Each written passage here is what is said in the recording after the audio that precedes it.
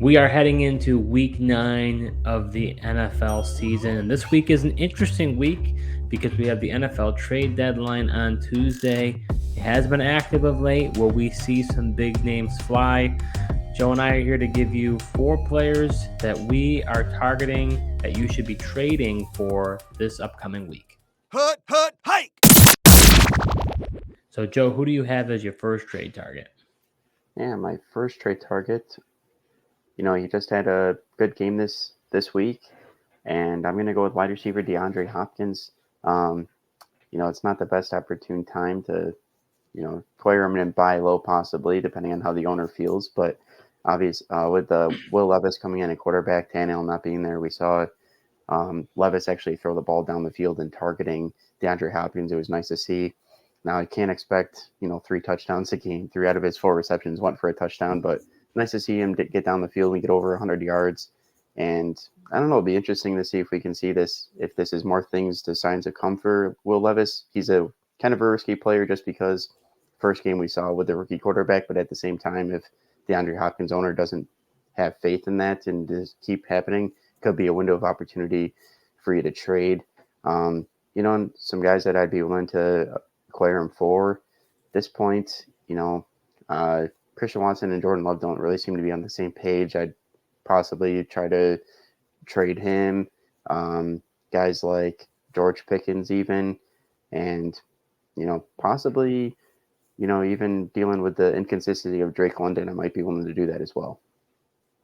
Yeah, I think those who might be watching will say, why would you want to buy him now? I think we have to realize, though, that when it comes to that DeAndre Hopkins owner, I'm one of them. He has been a massive disappointment. He has not been who we thought he was going to be.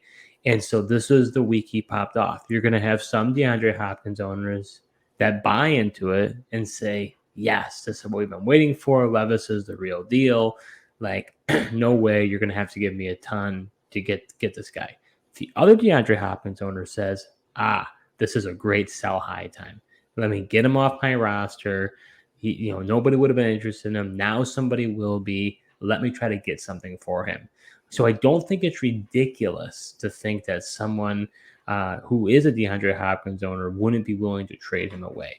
And I'm with you. I think it's an interesting person to target. He also will be of much speculation heading into the trade deadline. The Titans signed him to a huge contract during the offseason. I think that's going to cause some issues. I don't think teams are going to be willing to want to accept that cap space. And if Rand Cartham, the GM of the Titans, is not willing to eat some of that contract, just don't know if it realistically can happen. So he's probably going to end up staying in Tennessee. But I agree. I don't know if I would trade Pickens away. I am a little worried about the Kenny Pickett injury. It looks like it's a rib injury.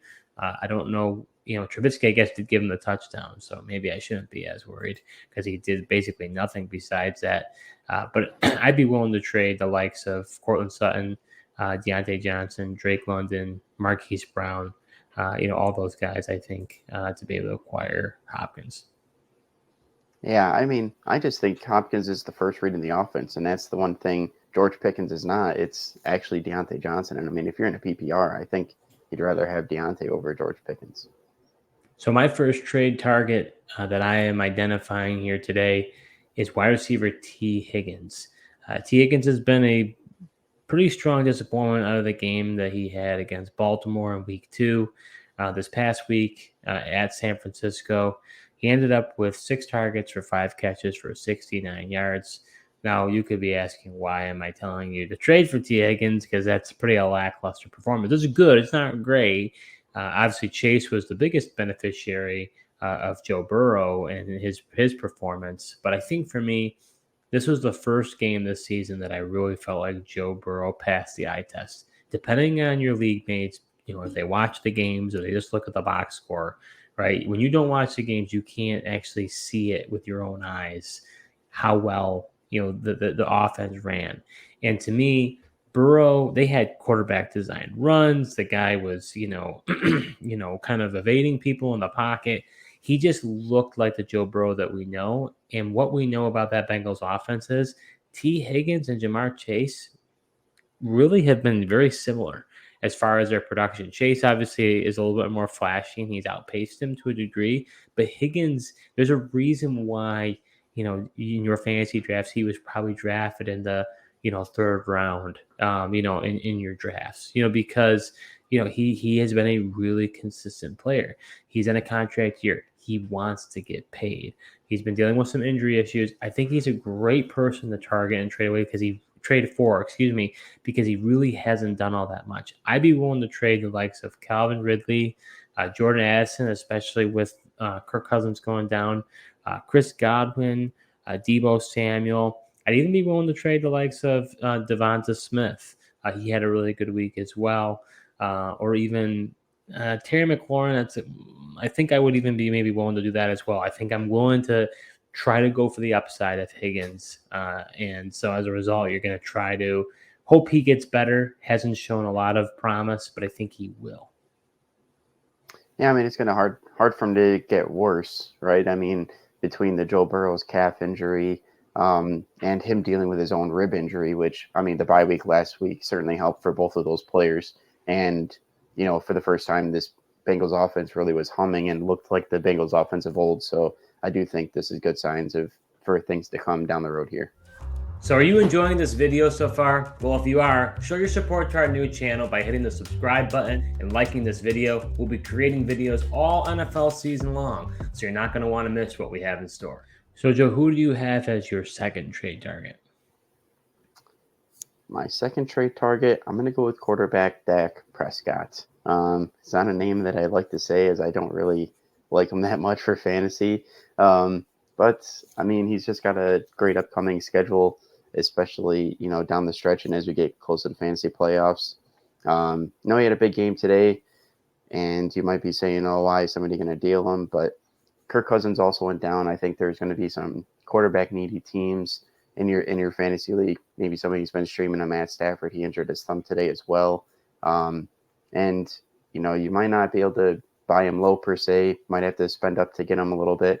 But I think he's definitely worth acquiring for the second half of the season. The Cowboys have been in a lot of blowouts, or whether they're getting blown out of the score, or they're just blowing out teams, which really hasn't helped Dak Prescott. But we saw him get over 300 yards today, and he had 4 touchdown passes as well, which was pretty impressive. And I think he's going to build off of this and turn out to be good for the second half of the year here.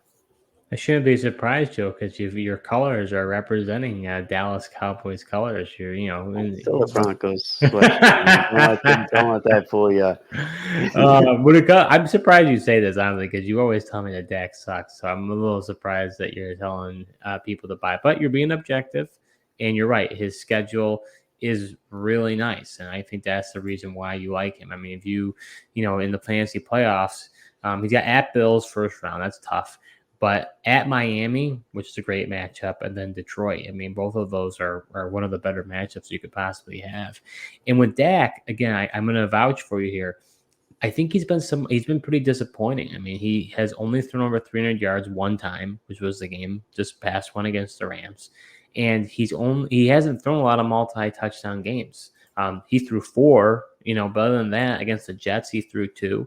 And then he had a rushing touchdown and a passing touchdown against the Chargers. So this is his best performance by far. So again, the Dak Prescott owner may say to themselves, I might be willing to sell high, see if I can't get something for him, especially if they feel good about their backup. So I don't think it's out of the question. I think that Dak, I like to call him, Dr. Jekyll, Mr. Hyde. He ends up, you expect something great out of him, and then he does an absolute flop. So, but objectively on paper, makes a lot of sense. Yeah, you're definitely not wrong with expecting good things out of him, and then he underperforms. What did you say that you were going to trade him for? I don't really know. I didn't say. Oh, what would you trade for him for? If whether quarterbacks or possibly running backs, receivers, what do you think you'd be willing to give up to get him? I might be willing to trade a guy like Trevor Lawrence, or even maybe even Justin Herbert to acquire Dak.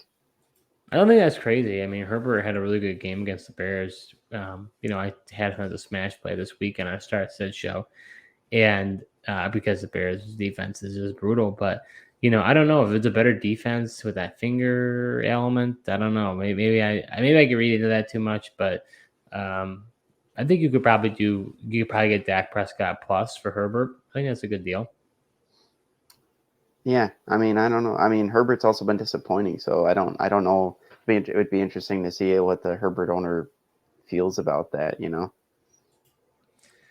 that's interesting. So my last trade target, I'm telling you to go get is, and this is music to your ears, Joe, is running back Javonte Williams from the Denver Broncos. He had a career high, I believe, in rushing attempts with 27 attempts for 85 yards, 3 targets, 3 receptions, and then a receiving touchdown. Joe, you know me, I'm a volume guy. So for me to see him get 27 carries, my eyes popped. Especially because they use multiple backs. Peyton uses Samaje Perine, he uses Jaleel McLaughlin. So for him to get that much volume, I thought was really encouraging. But I think this blueprint for this Broncos team, they dominated the Chiefs. This is something that they're going to want to carry through the bye. And I think that Javonte, people may forget about him going into the bye week. And then on top of it, he's got the Bills, which, I know as a Bills fan, they could get torn to pieces when the run. And they play the Chargers twice, the Broncos do. He's got some interesting matchups down the stretch. Just really like him overall. As far as the trade value for him, I would trade Cook, Mixon, Pacheco, Jonathan Taylor. I think I'd trade all those guys. And I even would trade Gibbs because once Montgomery comes back, Gibbs is going to be a non-factor. Yeah, it's interesting. I really like the fact that Sean Payton finally stuck with the run. I mean, we saw it in the first matchup where the Broncos actually dominated the line of scrimmage. Jaleel and Javonte were running for like 8 yards a carry in the first game, and they just went away from it and got away from it way too soon. So for them to stick with it and Javonte to get 27 carries, I do think that is the blueprint. Russell Wilson doesn't need to be throwing it 30, 40 times a game. That's a recipe for a loss. So for him, I think he needs to get at least 20 touches, whether that's 20 carries or some receptions. He definitely is deserving of that, and just keep wearing, defenses down. But I think the bye week is here, and I think it's a good time to buy because a lot of times people are in bye week trouble. There are 4 teams on bye.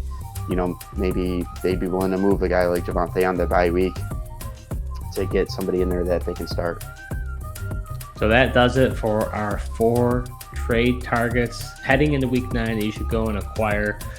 Make sure you watch out for the deadline. The deadline is a big day in the NFL. Sometimes it is, sometimes it isn't, but it can be anyways.